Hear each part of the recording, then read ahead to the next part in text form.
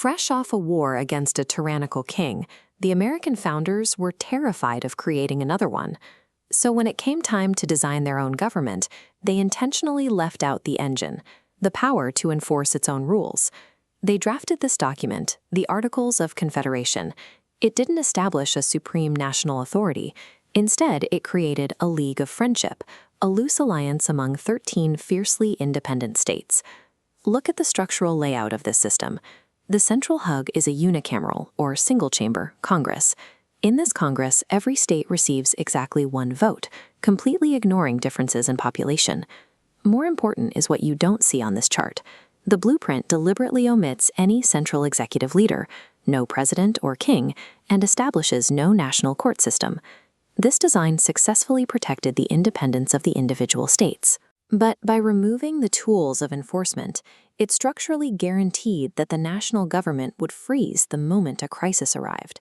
The first crisis hit almost immediately after the Revolutionary War. The national government had $40 million in unpaid loans from foreign nations crashing down on it, plus thousands of soldiers demanding their back pay. To pay these debts, Congress had to ask the states for money, but they possessed no legal authority to actually collect it. They operated on a pass-the-hat system, sending out requests for funding. The states routinely ignored and discarded them. Without a functional national economy, chaos took hold at the local level. States started printing their own paper money, like this $55 note, which quickly lost value. States even started taxing each other, placing aggressive tariffs on merchants from neighboring regions. A national structure incapable of paying its own soldiers or keeping its internal borders open to trade cannot defend itself or maintain standing on the world stage. Passing a law to fix these economic issues was mathematically restrictive. Under the Articles, enacting any major legislation required the agreement of 9 out of the 13 states. Because every state had exactly one vote, a coalition of just 5 small states could band together and block any measure, even if the vast majority of the population supported it. Think about the structure we just reviewed. If Congress actually manages to get 9 votes and passes a law, but a specific state refuses to follow it, what happens next? The answer is nothing. Without a standing army and without a national court system to settle disputes, Congress had no mechanism to compel a state to comply. A legislative body that can only ask politely is essentially an advisory board. It lacks the sovereignty required to govern. Despite these immense structural flaws, the Confederation did achieve specific goals.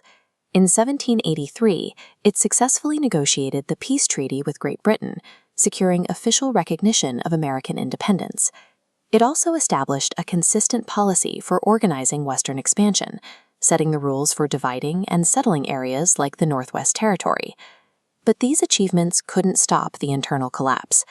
An economic depression led the Massachusetts state government to hike taxes to pay its own war debts. Farmers couldn't pay.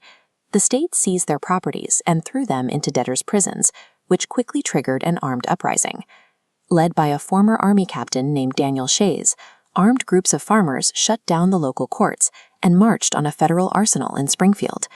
The paralyzed National Congress could do nothing to intervene. State militias eventually stopped the farmers, but the event terrified American leaders. Shays Rebellion proved that a deliberately weak central structure left the entire nation vulnerable to internal collapse. Men like George Washington and Henry Knox looked at the math of the Confederation and saw a system beyond repair. To protect lives and property, they realized the national government required actual authority.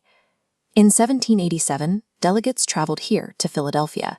They were given permission by Congress solely to revise the Articles of Confederation. Instead, after months of debate, they abandoned the old rules entirely and drafted the United States Constitution. Let's organize these structural differences. On the left side, we have the failures of the Articles: an inability to tax, an impossible voting threshold, and 0 executive or judicial branches. On the right, the solution meant to fix those gaps: the Constitution. The framework of the United States government we use today wasn't the founders' first choice. It was a structural upgrade forced into existence by the mathematical and practical failures of their first attempt.